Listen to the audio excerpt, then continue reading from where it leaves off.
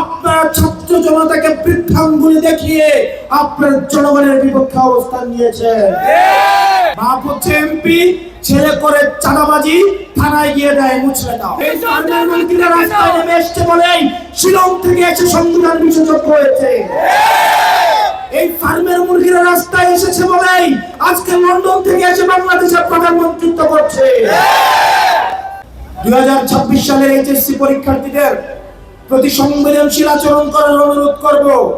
না হয় এই শিক্ষার্থীরা যদি রাস্তায় নেমে দৃঢ় অবস্থান নেয়, আপনার পাটাতন যে শক্ত না, এই অর্ধবেলা আন্দোলনে সেটা বোঝা গিয়েছে।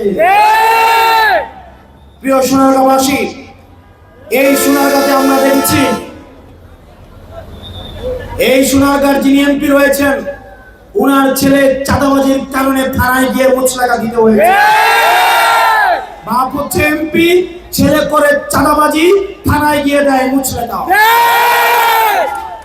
ব্যবসায়ীর হাহাকারের মধ্যে রয়েছে, ফুটপাতের হকাররা হাহাকারের মধ্যে রয়েছে, রিকশাওয়ালা ভাইয়ের হাহাকারের মধ্যে রয়েছে। 200 টাকা ইনকাম করলে 50 টাকা বিএনপি ছাত্রদল যুবদলকে চাঁদা দিতে হয়, স্থানীয় এমপিদেরকে চাঁদা দিতে হয়। এই চাঁদাবাজির বাংলাদেশ আর চলবে না। আপনারা যদি মনে করে থাকেন এই চাঁদাবাজির যাত্রা আপনারা অব্যাহত রাখবেন, মনে করার দরকার নাই এইভাবে বেশি দিন খাইতে পারবেন। হাসিনার হয়তো 17 বছর লাগছে। আপনারা এটা বলেন সত্য, প্রত্যেক দিন জুলাই হয় না, প্রত্যেক বছর জুলাই হয় না, কিন্তু যখন জুলাই হয় তখন পালানোর জায়গা পাবেন না।